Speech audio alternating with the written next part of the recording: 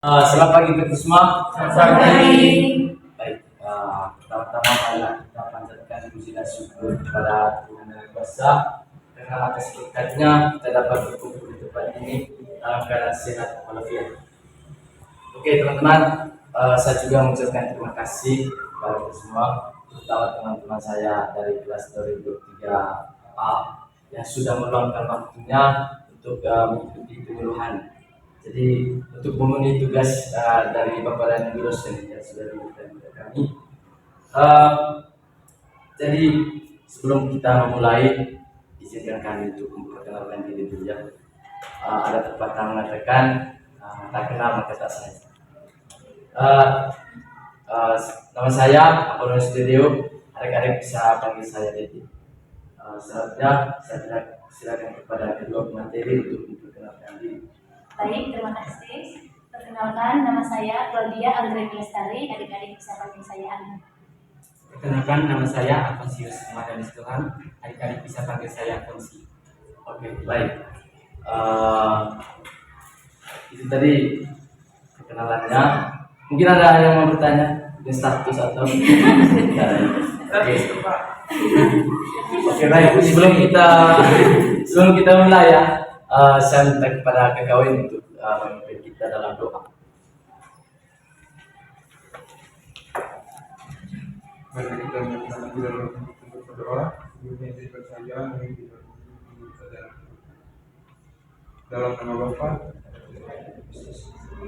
ya Allah yang dalam surga, puji dan syukur kami berikan kehadiratmu atas segala berkat dan penyertaan sehingga kami dapat berkumpul di tempat ini pada pagi hari ini dalam keadaan ya Tuhan, kami mohon berkati dan dilindungi segala kegiatan kami pada hari ini, semoga segala rangkaian kegiatan kami berjalan dengan lancar dan sesuai dengan kita.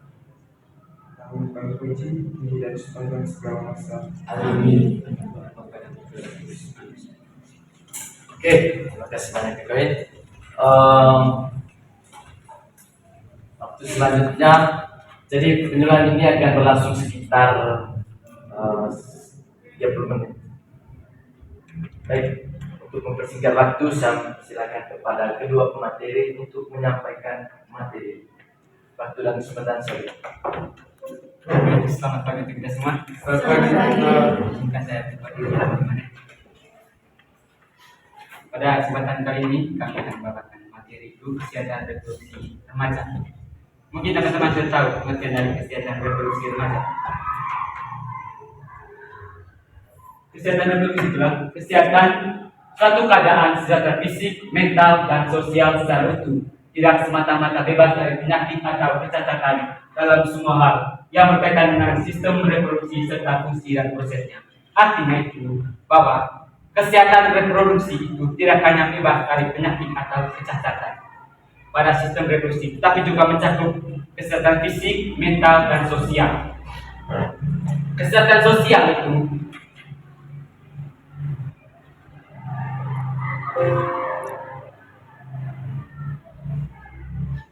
kesehatan fisik, mental, dan sosial. Kesehatan fisik berarti organ-organ reproduksi berfungsi dengan baik, sedangkan kesehatan mental itu bagaimana kita mengetahui organ reproduksi kita, dan kesehatan sosial berarti ada fasilitas untuk mengetahui bagaimana keadaan kesehatan reproduksi kita.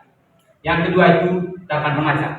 Tahapan remaja itu dibagi atas 3, yaitu masa remaja awal, masa remaja pertengahan, dan masa remaja akhir.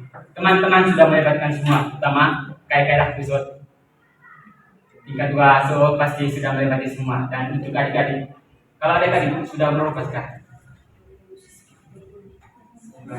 19, saya dulu lah. Berarti sudah masuk remaja. Untuk remaja awal itu umur 11 sampai 13 tahun. Dengan ciri khas ingin bebas, ingin dekat dengan teman sebaya, mulai berpikir abstrak, dan lebih banyak memperhatikan keadaan tubuhnya. Di sini teman-teman sudah mau bebas dari kehidupannya, sudah tidak bermain lagi dengan ayah, ibu, ingin berdekat dengan teman-teman sebaya, dan sudah bisa berpikir sendiri, dan juga itu memperhatikan keadaan tubuh. Teman-teman sudah mempertanyakan diri sendiri ya, bagaimana saya punya keadaan sudah? Apakah saya sudah dewasa atau masih anak-anak? Yang kedua itu masa remaja pertengahan. Masa remaja pertengahan itu umur 14 sampai 16 tahun dengan ciri khas mencari identitas diri, timbul keinginan untuk berkencan, berkhayal tentang seksual, mempunyai rasa yang mendalam. Di sini, di usia ini kita masih masa-masa SMP ya, masa-masa SMP. Di situ kita bisa menemukan cinta pertama kita, di mana rasa ingin berkencan sangat tinggi. Pasti adik-adik pernah merasakan hal ini, atau sudah punya suami. Dan terakhir itu masa akhir. Pada masa ini, umur 17 sampai 20 tahun dengan ciri khas mampu berpikir abstrak, lebih selektif dalam mencari teman sebaya, mempunyai ciri jasmani diri, dapat memberikan rasa cinta dan pengungkapan kebebasan diri. Usia ini adalah usia remaja akhir. Saat-saat kita sudah ini ya. Teman-teman mungkin ada teman sekelas gitu, tapi masih ada kelompok-kelompokan yang begini kan. Kelompok-kelompok masing-masing dalam setiap kelas ada kelompok ini. Cari yang nyaman ya. Bisa menseleksi teman yang punya visi. Dan di sini adalah rasa cinta yang sangat mendalam. Yang berikutnya itu perubahan fisik pada masa remaja. Mungkin teman-teman sudah tahu ya perubahan fisik pada perempuan dan laki-laki. Kalau hal yang mendasar pada perempuan itu adalah menstruasi. Kalau untuk laki-laki itu dipasang. Mungkin ada yang bermenstruasi di sini. Kalau belum itu wajib konsultasi ke dokter. Itu berarti ada kelainan di dalam tubuh itu atau di organ reproduksi. Dan untuk laki-laki itu mimpi basah. Ada yang tahu tentang mimpi basah di sini? Supaya saya bisa jelaskan. Kalau teman perempuan tahu. Mungkin ada yang bisa jelaskan. Gimana itu?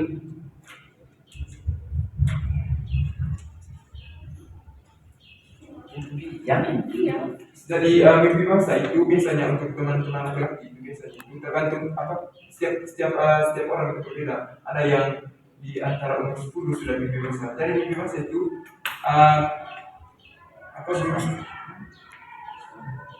sebuah berbeda dengan siklus menstruasi. Tapi dia itu soal membayar di dalam mimpi itu seolah-olah dia ketemu misalnya salah satu wanita cantik, tapi bukan yang kita tidak pernah kenal selama itu sebelum itu, tapi dia ketemu situ, habis itu pokoknya ada rasa ingin berhubungan dengan itu. Mimpi basah itu ibaratnya kita bermimpi dan melakukan hubungan seksual. Tadi bermimpi akan mencari kenyataan. Kenyataan itu laki-laki akan melakukan hormon di saat puncaknya. Kalau adik-adik pernah nonton video porno atau gitu, pasti adik-adik tahu akhirnya apa endingnya. Pasti akan melakukan hormon. Itu juga dengan mimpi basah. Dia akan melakukan hubungan seksual dalam mimpi, melakukan hubungan seksual dalam mimpi. Terus endingnya itu dia akan mengeluarkan ejakulasi atau mengeluarkan air hormon atau mengeluarkan air hormon sperma itu.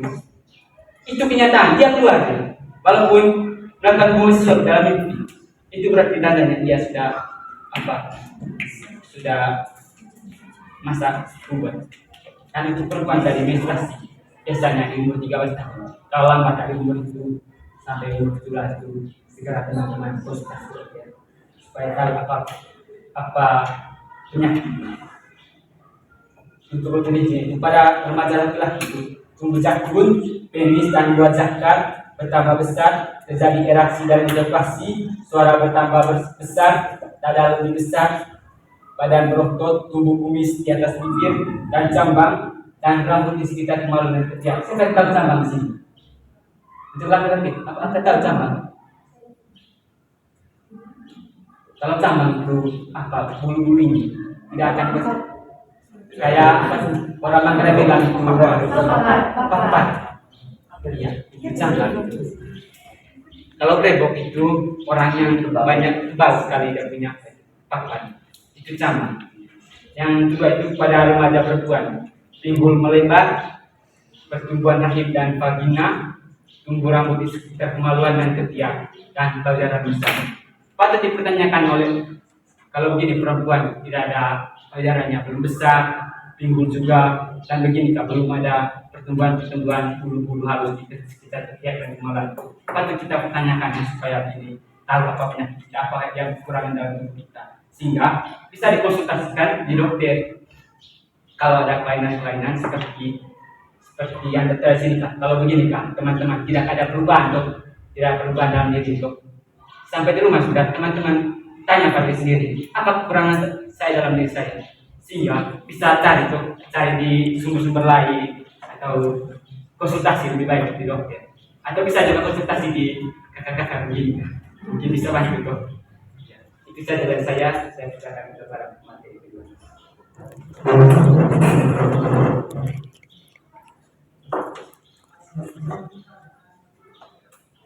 Baik, terima kasih. Selanjutnya saya akan menjelaskan beberapa masalah kesehatan reproduksi pada remaja. Yang pertama yaitu pemerkosaan. Kasus pemerkosaan dapat memiliki dampak serius kepada kesehatan mental remaja.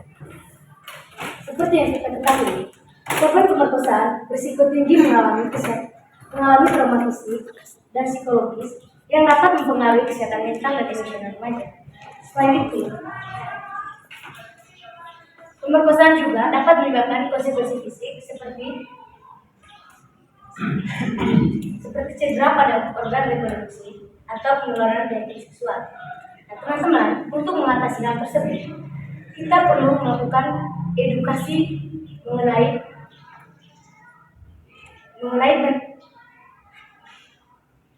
kita harus melakukan edukasi kepada teman-teman kita mengenai pentingnya kesehatan reproduksi pada remaja dan menyuruh mereka untuk pengujian penyakit seksual dan informasi kontrasepsi jika diperlukan. Edukasi seksual yang menyeluruh juga dapat membantu remaja memahami hak mereka, membantu membangun hubungan yang sehat dan menghindari risiko pemerkosaan. Yang kedua itu seks bebas atau biasa disebut dengan free sex.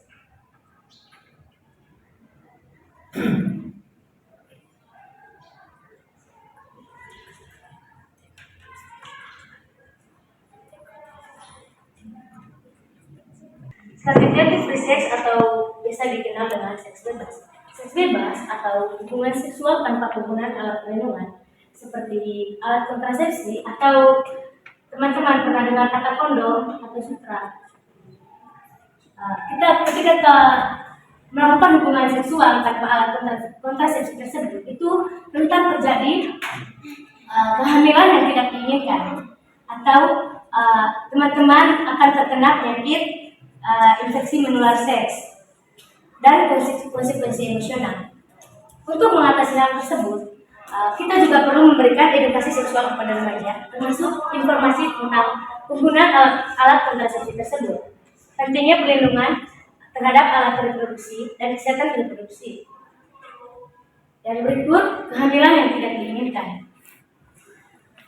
Baik teman-teman, kehamilan yang tidak diinginkan pada remaja dapat menyebabkan berbagai masalah kesehatan reproduksi.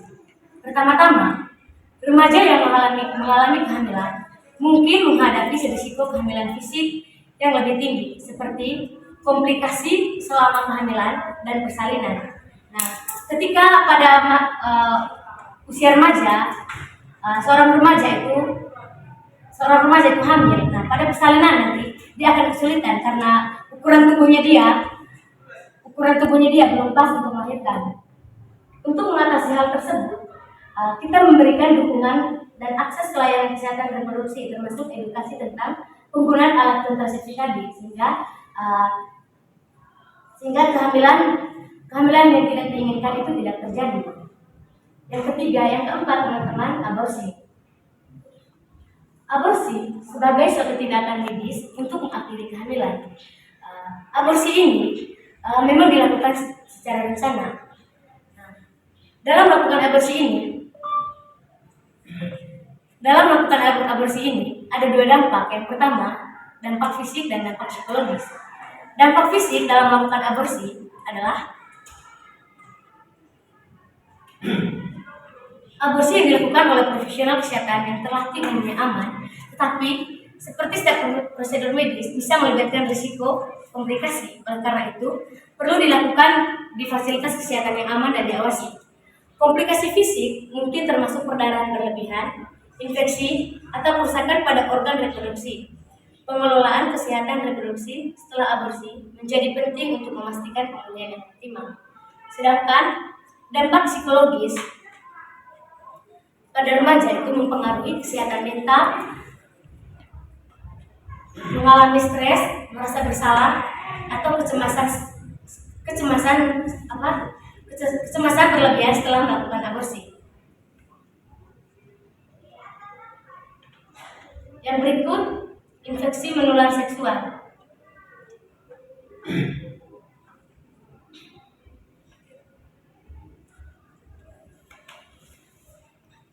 Menular seksual juga teman-teman memiliki dampak yang sangat serius pada masalah kesehatan reproduksi remaja. Yang pertama yaitu penularan risiko yang tinggi, seperti penularan infeksi menular seksual, menyebabkan risiko remaja yang seringkali melakukan hubungan seksual itu rentan terhadap infeksi menular seksual, karena mungkin remaja yang pada saat itu kurangnya pengetahuan tentang praktik seksual yang aman, kurangnya akses pelayanan kesehatan reproduksi, atau ketidakmampuan untuk berkomunikasi terbuka tentang seksualitas. Yang berikut, infeksi menular seksual juga dapat berpengaruh terhadap psikologis pada remaja, seperti misalnya remaja ini kan sudah melakukan hubungan seksual, mereka ke dokter. Setelah dari dokter, mereka menerima diagnosis mereka itu terkena infeksi menular seksual. Nah, itu berpengaruh terhadap psikologis. Nah, dari situ si remaja ini akan mengalami stres dan cemas berlebihan. Yang berikut saya akan menjelaskan tentang penanganan masalah kesehatan reproduksi remaja.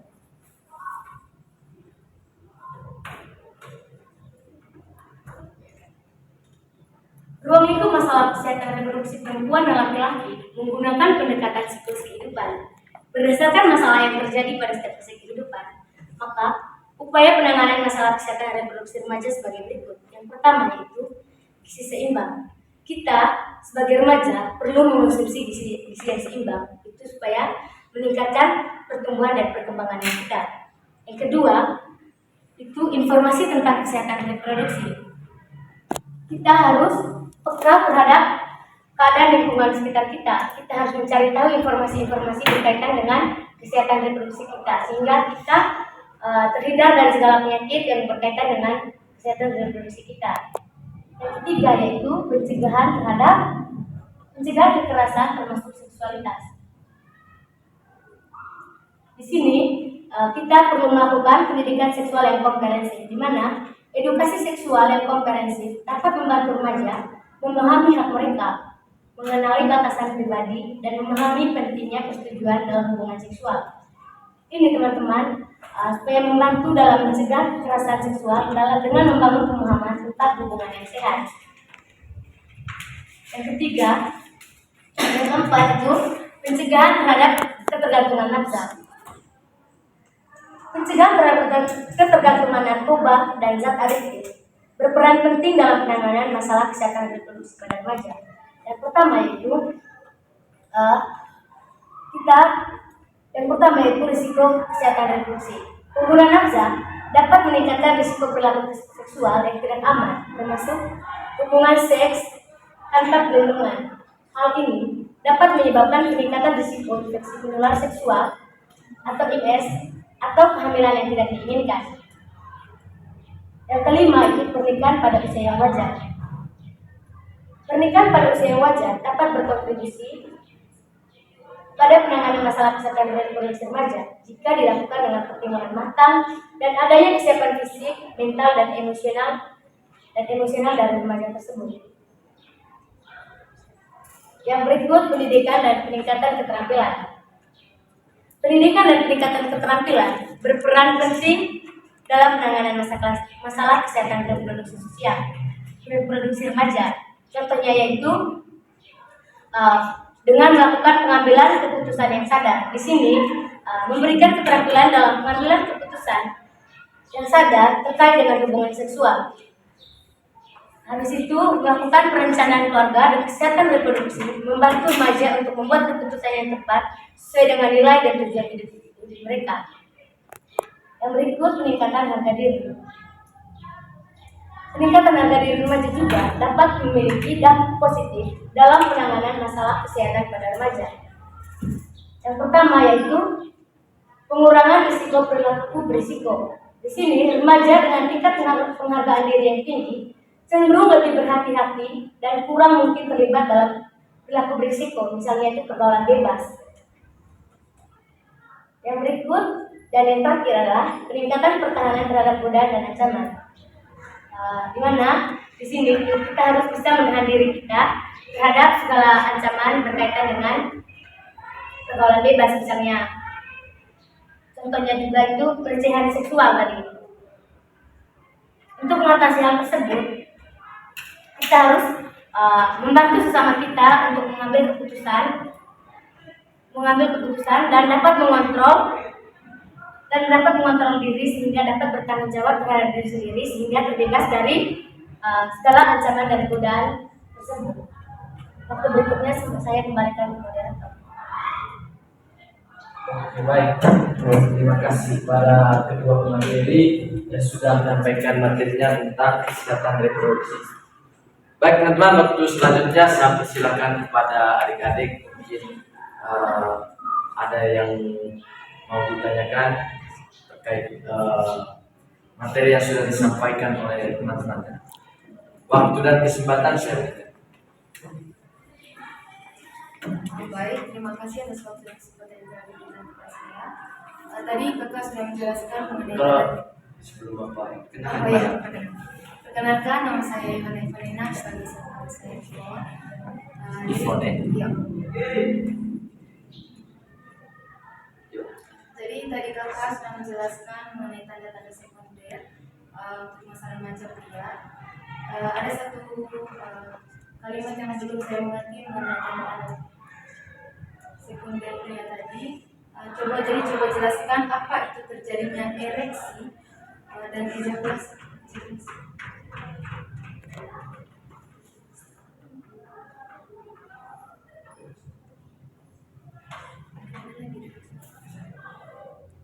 Mungkin ada lagi.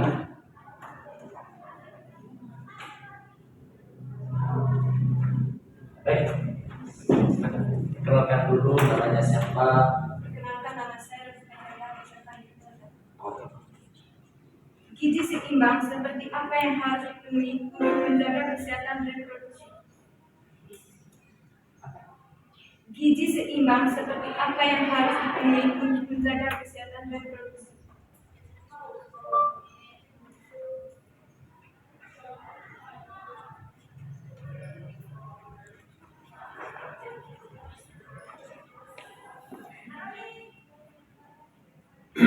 Tidak ada lagi. Oh, silakan. Nama saya sudah bisa dipanggil Ibu. Tadi ada dijelaskan tentang masalah kesehatan reproduksi di remaja itu perkawinan dengan kehamilan dini. Itu kan dijelaskan seperti itu. Kan menurut pandangan kalau seandainya perkawinan dengan kehamilan dini kalau dilakukan secara normal-normalnya mungkin tidak ada masalah kesehatan reproduksi, tapi dijelaskan itu menjadi satu bagian dari masalah kesehatan reproduksi. Bisa dijelaskan apa hubungannya kehamilan dan kehamilan dini itu dengan masalah kesehatan reproduksi remaja? Terima kasih.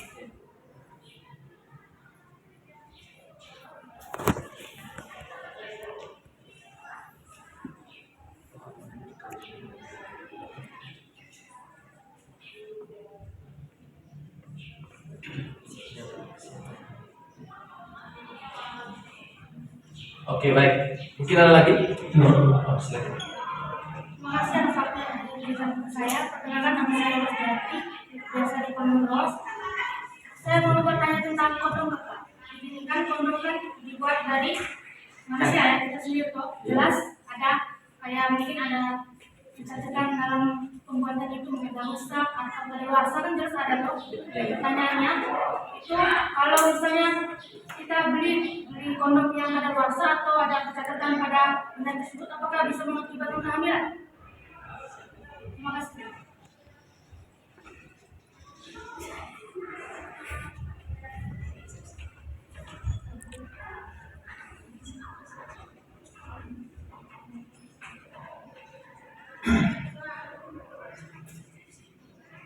Baik, terima kasih atas pertanyaannya. Saya sangat luar biasa. Jadi mungkin untuk bersingkat waktu kita langsung saja ya. Baik, jadi pertanyaan pertama tadi dari adik Ipon. Jadi pertanyaannya itu adalah tanda-tanda sekunder yang belum atau mungkin jelaskan terjadinya ereksi dan ejakulasi. Seperti itu ya. Baik, mungkin teman yang di belakang bisa menjawab. Oh, silakan. Saya akan menjawab tentang pertanyaan itu. Menjelaskan ereksi dan ejakulasi.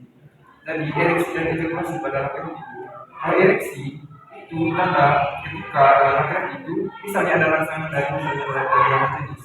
Lawan jenis itu berarti dari si laki-laki penis itu akan mendapat rangsangan dan dia itu akan tegak. Itu yang namanya ereksi. Sedangkan ejakulasi itu ke gimana itu penisnya laki-laki itu mengeluarkan sperma pada saat berhubungan seksual. Itu perbedaan dari ereksi dan ejakulasi. Mungkin sini dulu. Oke, baik. Kita tambahan. Ya baik. Tambahannya, ereksi adalah kondisi ketika penis menegaknya, di mana ketika laki-laki berhadapan dengan perempuan dan laki-laki itu akan merasa nafsu, itu penisnya dia akan menegak. Itu berarti dia itu laki-laki normal. Kalau begini, dia punya penis tidak menegak, berarti itu bukan laki-laki normal. Berarti dia ada kelainan. Itu patut dipertanyakan. Kalau ada gemuk yang seperti itu tidak usah. Kenapa? Kalau melakukan hubungan seksual, penisnya laki-laki itu harus ereksi. Kalau laki-laki itu tidak ereksi, tapi dia punya ada kelainan. Lepaskan ke genok kalau begitu. Jadi yang normal. Kalau ejakulasi itu pengeluaran hormon dari penis ya. Itu adalah puncak. Dia akan mengeluarkan hormon kalau ini tidak makan hubungan seksual. Itu berarti ejakulasi. Kalau laki-laki punya itu sering bisa bilang itu onani, sama dengan melakukan sendiri kak, bisa melakukan sendiri kak, tapi mengeluarkan hormon. Mungkin sudah jelas. Baik, terima kasih atas jawabannya. Mungkin ada kita langsung saja ke pertanyaan yang kedua tadi dari adik Elda. Pertanyaannya, gizi seimbang apa yang bisa menjaga kesehatan reproduksi?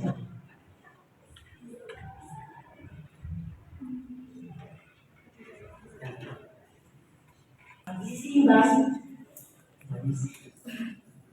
Baik, gizi seimbang apa yang cocok untuk meningkatkan kesehatan alat reproduksi? Memang di sini gizi seimbang itu memiliki peranan penting dalam menjaga kesehatan reproduksi. Beberapa nutrisi khusus dapat membentuk sistem reproduksi. Contohnya itu asam folat, di mana asam folat ini di dalamnya itu seperti sayur berdaun hijau seperti bayam, daun kangkung, dan sawi, buah-buahan seperti jeruk, pisang, alpukat, melon, dan di sini juga teman-teman perlu mengonsumsi protein penting untuk pembentukan sel dan jaringan baru termasuk sel reproduksi. Dan berikut juga perlu mengonsumsi vitamin A, diperlukan untuk kesehatan sel epiter dan membantu dalam produksi hormon reproduksi. Mungkin teman-teman ada tambahan berkaitan dengan gizi seimbang ini. Untuk menjelaskan mengenai gizi seimbang yang apa? Yang bisa Meningkatkan perkembangan yang maksudnya dari gizi seimbang itu maksudnya makanan yang kita makan itu di dalam itu mengandung segala jenis misalnya ada karbohidrat, ada protein, ada lemak. Di dalam kita punya makanan itu di dalamnya itu ada semua dari gizi itu, sehingga perkembangan organ reproduksi itu berjalan dengan lancar dan perkembangan kita punya organ reproduksi itu lebih bagus. Jadi didukung oleh makanan-makanan yang kita konsumsi. Ketika misalnya kita hanya makan karbohidrat saja, otomatis kita punya perkembangan organ reproduksi, bukan hanya organ reproduksi saja, tetapi kita punya perkembangan dalam tubuh itu otomatis akan terganggu. Mungkin ada tanggapan atau turun? Masih ada kasih mungkin. Ini kakak tadi kan jelaskan tentang kayak gizi seimbang itu tadi ya. Aku bilang gizi seimbang itu berlebihan, apakah berpengaruh pada sistem reproduksi? Oke, untuk gizi seimbang itu kita mengonsumsi makanan itu dalam batas normal, misalnya itu porsinya itu misalnya karbohidratnya begini, misalnya berapa porsi, habis itu harus sesuai dengan gizi yang lain, misalnya protein juga begitu, karbohidrat juga begitu, misalnya juga. Kalau misalnya dalam pas kita makan itu kebanyakan lemak, itu juga akan berpengaruh di kita punya perkembangan organ reproduksi. Bukan hanya perkembangan organ reproduksi saja, tetapi di perkembangan organ-organ lain. Ya baik, tambahan besar. Begini contohnya, bisa kita mengkonsumsi lebih lemak berlebihan, maka terjadi kegemukan. Dan bisa kita mengkonsumsi sandai, kata mentera ini, sandai dalam singkong itu akan menyebabkan kalau berlebihan asam urat. Nah, begitu juga dengan di alat kelamin. Kalau begini kita terlalu mengkonsumsi berlebihan, itu akan menjadi kelainan. Itu makanya gizi seimbang harus serata, harus seimbang. Tidak boleh begini, satu yang lebih, satu yang kurang. Itu yang intinya gizi seimbang seisinya, supaya tidak terjadi kelainan. Kalau kurang juga akan terjadi kelainan, kalau lebih akan terjadi kelainan. Mungkin ada sanggahan lagi. Apa namanya? Jenis kelainan, maksudnya nama jenis kelainan itu. Oh, misalnya gini, kalau kelebihan protein apa? Ambil contoh itu kalau kelebihan kita punya tubuh itu kelebihan emas, otomatis kita punya badan kan penuh. Nah, ini saya ambil contoh itu di teman-teman perempuan. Ketika kita tubuh si perempuan itu penuh, otomatis itu untuk seorang perempuan itu mengalami kehamilan itu akan susah. Mengapa? Karena di dalam dia punya tubuh itu terlalu banyak lemak, sehingga proses kehamilan itu akan susah. Itu misalnya kelebihan lemak. Ya baik, kalau untuk mungkin saya saja, kalau kita mengalami itu dari protein dan akan menyebabkan itu. Kalau pada laki-laki itu kanker prostat. Itu kanker prostat itu berapa penelitian menunjukkan bahwa konsumsi protein yang dibanding yang tinggi dapat menyebabkan risiko kanker prostat. Yang kedua itu kanker testis. Yang ketiga itu diskusi ereksi, yang saya jelaskan ereksi itu mati tidak bisa menegaknya. Begitu. Kalau untuk wanita yaitu kanker payudara, kista varin, itu pada kista varin, varin dok. Yang ketiga itu gangguan siklus menstruasi. Ini tambahan. Baik, jika kita mengonsumsi gizi seimbang yang berlebihan itu pada wanita dan juga itu gangguan siklus menstruasi, di mana kelebihan berat badan pada wanita itu dapat meningkatkan gangguan siklus, dapat mengalami gangguan siklus menstruasi seperti menstruasi tidak teratur atau amenorre atau tidak ada menstruasi. Ini dapat terjadi karena ketidakseimbangan hormon. Selain itu juga gangguan ovulasi pada wanita. Pada wanita yang berat badannya lebih atau yang obesitas itu dapat menyebabkan ketidakseimbangan hormon dan gangguan ovulasi atau proses pelemahan sel telur dan ovarium. Hal ini bisa menyebabkan sulit terjadi kehamilan pada wanita. Bagaimana dengan Sudah Pak. Oke. Terima kasih kepada materi sudah menjawab. Selanjutnya pertanyaan dari Arif Elvin tadi.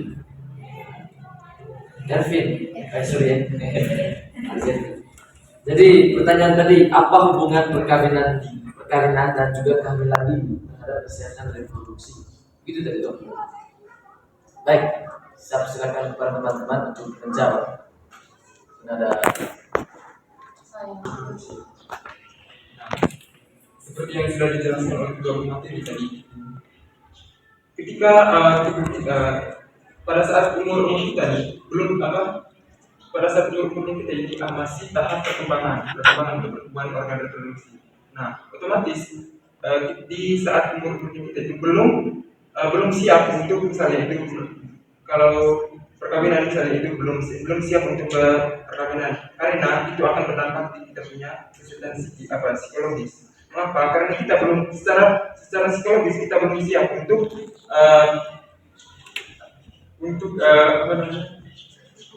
hidup berkeluarga.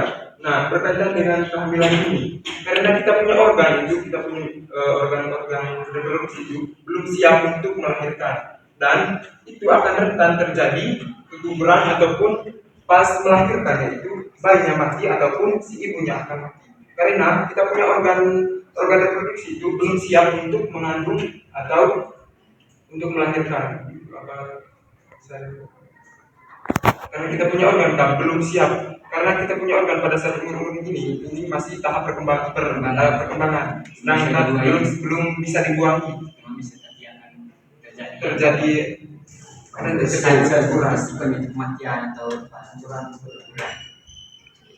Beda kalau begini Kak, pada saat selamatkan semua reproduksi, selamatkan untuk bersiap juga untuk memproduksi itu, berarti itu aman. Oke, sudah. Oke, baik.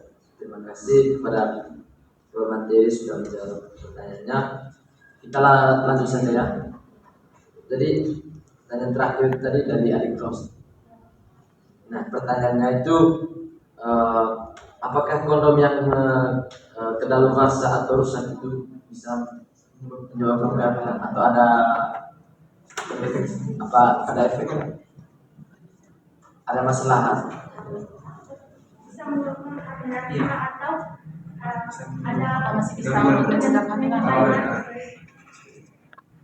Baik, Bapak. Jadi kondom yang kadaluarsa menurut saya itu tidak terlalu efektif dalam mencegah kehamilan. Karena begini, kondom yang kadaluarsa kemungkinan dia akan rusak, akan menimbulkan kebocoran, sehingga sel sperma dari laki-laki itu masih bisa masuk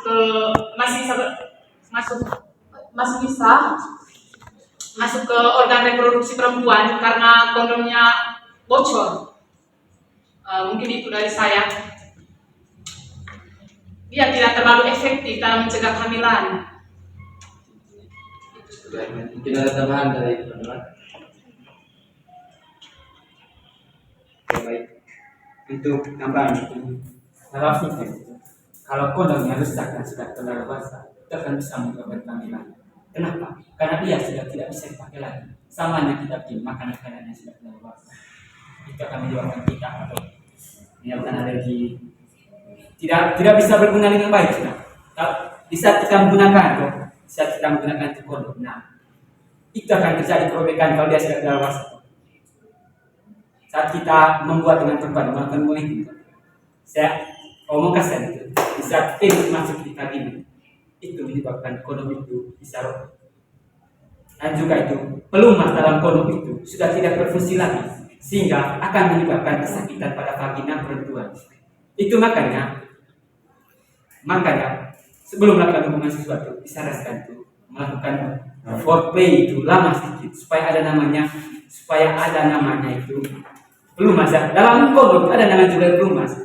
Kalau rusak itu maka itu dia akan menyebabkan geseran pada vagina itu. Vagina akan merasa sakit ya.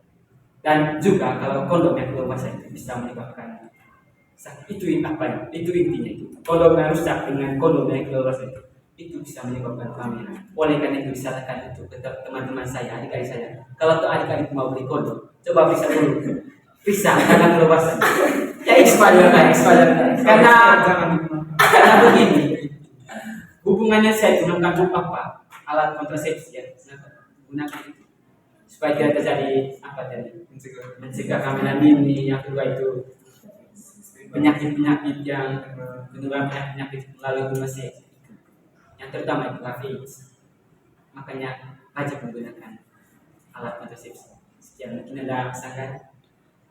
Artinya misalnya kan tadi bilangnya kan kalau penisnya masuk nanti kan akan terjadi goresan pada dinding vagina kan. Iya. Terus di dinding vagina itu apakah hanya terjadi goresan atau akan menimbulkan infeksi selanjutnya? Nah, kalau gini Kak, ada luka, dan tidak dirawat akan menyebabkan infeksi. Nah, guna dari kondom ini kan untuk tidak terjadi geseran karena dia ada pelumas toh. Karena dia ada pelumas supaya gini tidak ada apa. Kalau supaya dia tidak begini kan, supaya dia tidak ada geseran lagi itu. Nah, maka disarankan menggunakan Pak. Dan untuk itu tadi ada infeksinya. Ada infeksi pada vagina. Apalagi kalau begini Kak, adik sedang melakukan hubungan seksual tapi tidak membersihkan alat kelamin, dan juga di saat adik membersihkan pantatnya adik, bukan dari depan tapi melainkan dari belakang, itu akan membawakan bakteri dari anus bawah vagina. Nah, di saat ada luka di situ terjadi infeksi pada vagina.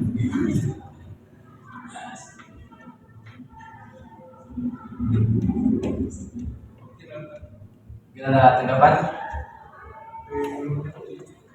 atau mungkin ada yang masih maksudnya Banyak pengalaman. karena ini kami juga berterima kasih kalau teman adik-adik juga bertanya artinya apa yang telah disampaikan oleh pemateri ini sudah ada, maksudnya ada gambaran sedikit. Mungkin ada tanggapan lagi? Tidak ada penentuan. Oke, baik. Sudah ya?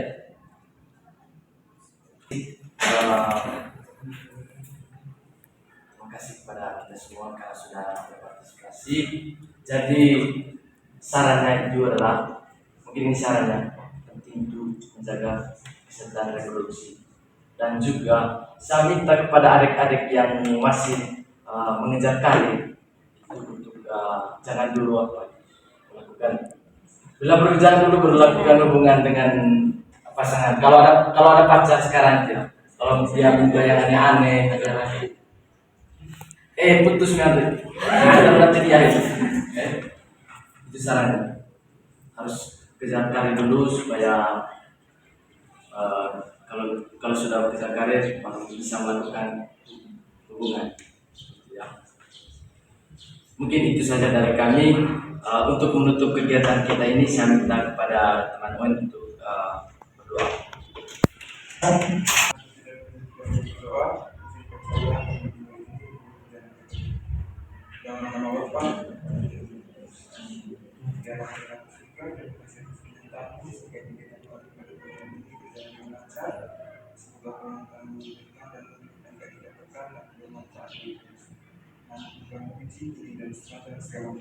Amin.